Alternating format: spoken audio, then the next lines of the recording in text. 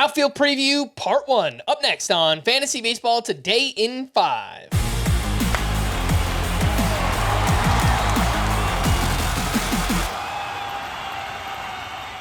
Welcome into FBT in 5 on Tuesday, February 13th. I am Frank Sanford, joined by Scott White. And let's start things off with little thoughts and strategy in the outfield position. Definitely feels light this year, Scott, especially in leagues where you have to start 5 outfielders. It's mostly in roto. I've said this a few times this offseason. I think in the top 20 to 25 outfielders, it looks pretty good. The middle part, not so much. And then we have some kind of fun, interesting names going later on in drafts. How do you feel about outfield? What is your strategy this year? I think it's by far the weakest position, and that includes hitter and pitcher positions. Outfield is the one that you need to be most cognizant about drafting. I mean, just to compare it to those infield positions, there are like 12 to 15 guys at each infield spot that I feel more or less good about starting.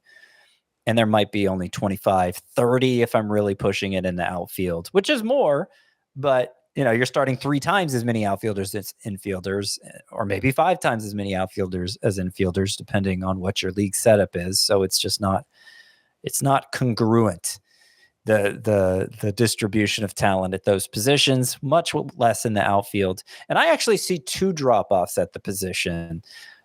So at the top, outfield is amazing. Like, there are 9 first-round caliber hitters in the outfield. 3/4 of your first round could be all outfielders. But then once those 9 are gone, Jordan Alvarez being the last in terms of ADP, once those 9 are gone, then in round 2, I'd say even in round 3, there's not a single outfielder worth taking, unless, Alvarez happens to drop into round 2.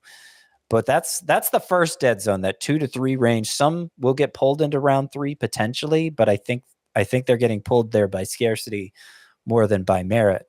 And then, after the top 25, 30, there's another big drop-off. And the drop-off is even more intense in points leagues, because a lot of those outfielders that are that we say are quality, I feel good about them as my starter in that top 25 to 30 in roto. A lot of them not nearly as good in points leagues because they have plate discipline issues, or they're elevated mostly because of stolen bases. It just doesn't translate as well to that format. So I think the scarcity is felt even more there. Fortunately, those tend to be 3 outfielder leagues versus 5 outfielder leagues. But yeah, it's a bad position. I would say a good thought to have in your head as you're drafting is, I'm debating 2 players. I feel similar about them. One is an outfielder, one is not. Take the outfielder, because I don't think there's any scenario where you're going to come out of a draft thinking, oh, I wish I had another outfield spot. Oh, I have too many outfielders. That's just not going to happen the way they tend to go off the board in the bunches that they go in. So, I'd like to have 2 with like my first 6 picks. 2 of my top 25, let's say. That's the ideal.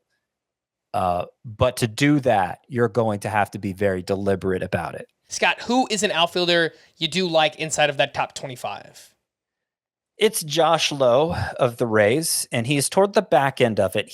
When I say I want 2 of my top 25, he usually ends up being the second one, because I feel like people aren't accounting enough for his upside, and they're making too much of his downside. Okay, so he plays for the Rays. He's a left-handed hitter. They like their platoons.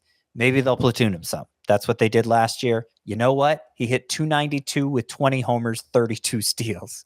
That's pretty good, especially that stolen base number. And got better as the year went on. I think, given the makeup of the Rays lineup right now,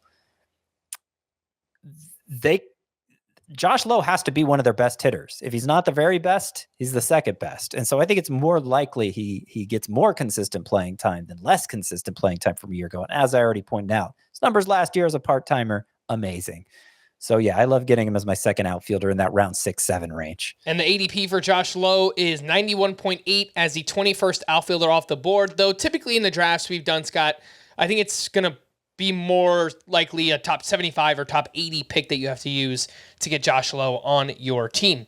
For me, favorite outfielder drafted inside the top 25 options, Bryan Reynolds, the 19th outfielder off the board. The ADP is 83.6. Definitely not a sexy pick, but he's consistent. He's a high floor option. He's hit between 262 and 263 each of the past 2 seasons. The home run's going to be in the mid-20s. He chipped in a career high 12 steals last year. StatCast numbers, we saw career highs in terms of quality of contact. The expected numbers are strong. I think the Pirates lineup should be better this year as well. Again, it's not a sexy pick, but if I'm looking for a high floor option, I usually wind up with a lot of Bryan Reynolds as my second outfielder on my fantasy team.